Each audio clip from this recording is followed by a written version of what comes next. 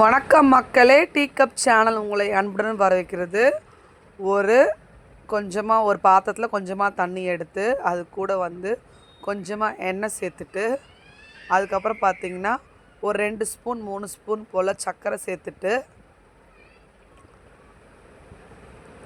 என்னடா இதை சேரு அதை சேருன்னு சொல்கிறாலே என்ன செய்ய போகிறான்றத சொல்லலேன்னு பார்க்குறீங்களா? கண்டிப்பாக சொல்கிறேன், வீடியோ ஃபுல்லாக பாருங்கள். இப்போ இது கூட தேவையான அளவுக்கு உப்பு சேர்த்துட்டு நல்லா மிக்ஸ் பண்ணி விட்டுருங்க.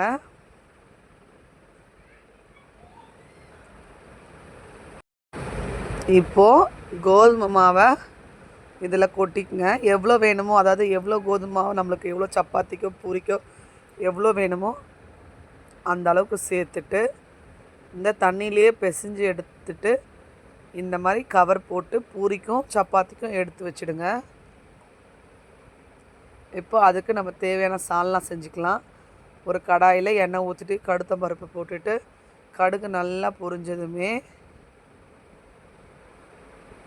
இது கூட கருவேப்பிலை சேர்த்துட்டு அதுக்கப்புறம் பச்சை மிளகாய் சேர்த்துக்குங்க. நான் ஒரு 5 வெங்காயம் போல் அரிஞ்சு வச்சுருக்கேன், அதையும் இதில் சேர்த்துக்குங்க. சேர்த்து நல்லா வதக்கி விட்டுருந்தோம். என்ன செய்ய போகிறேன்னு பார்க்குறீங்களா? பூரி சப்பாத்தி. அதுக்கப்புறம் பார்த்திங்கன்னா உருளைக்கிழங்கு மசாலா தான் செய்ய போகிறோம். அதுக்கு உருளைக்கிழங்கு இந்த மாதிரி சின்ன சின்ன குட்டி குட்டியாக கட் பண்ணி நாங்கள் அவிச்சு வச்சுருக்கோம். கூடவே பச்சை பட்டாணியும் கூட சேர்த்து அவிச்சு வச்சுருக்கோம். இதை நல்லா மேஷ் பண்ணிவிடுங்க. தனியாக ஒரு பாத்திரத்தில் எடுத்து வச்சு, இப்போது வெங்காயம் நல்லா வதங்கிடுச்சு. இந்த ஸ்டேஜில் தேவையான அளவுக்கு மஞ்சள் பொடி சேர்த்துக்குங்க. அதுக்கப்புறமா நல்லா கிளறி விட்டுருங்க. இது இப்போது 2 தக்காளி மட்டும் அரிஞ்சு வச்சுருக்கேன், அதை மட்டும் சேர்த்துக்கலாம். சேர்த்து நல்லா வதங்கிக்கலாம். இப்போ நம்ம மேஷ் பண்ண உருளைக்கிழங்கு இதில் சேர்த்துக்கலாம். சேர்த்துட்டு நல்லா வதக்கி விட்டுருங்க. தேவையான அளவுக்கு உப்பும் சேர்த்துக்குங்க. அவ்வளோதான், சூப்பரான சுவையான உருளைக்கிழங்கு மசாலா ரெடி ஆகிடுச்சு. பூரிக்கிழங்குன்னு சொல்லலாம் இதை. இப்போது நம்மளுக்கு எவ்வளோ தண்ணி வேணுமோ அந்த அளவுக்கு தண்ணி ஊற்றிக்குங்க. ஊற்றிட்டு நல்லா கொதிக்க வச்சுடுங்க.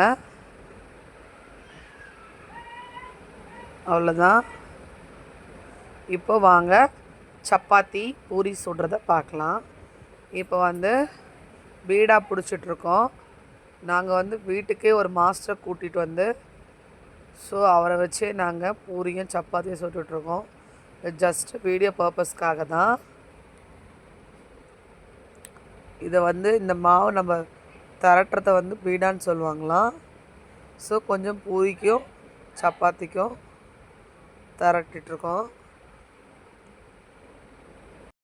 இப்போது பூரி சுட்டாச்சு. இங்கே பாருங்கள் எப்படி இருக்குன்ட்டு. அடுத்தது இப்போ சப்பாத்தி செய்ய போகிறோம். சப்பாத்திக்கு அதே தான் நான் எப்பவுமே பண்ணுவேன் இல்லையா, அவர் திரட்டி கொடுக்க நான் 2 போட்டு அவ்வளோதான். சிம்பிளாக சூப்பராக ஈஸியாக வேலையை முடிச்சாச்சு.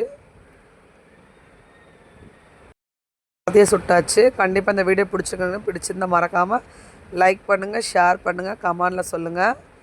கண்டிப்பாக வேறு ஒரு வீடியோன்னு பார்க்க நாங்கள் ஹோட்டல் ஸ்டைலில் இப்போ சாப்பிட்றோம். Thank you, bye bye. மறக்காமல் லைக் பண்ணுங்கள்.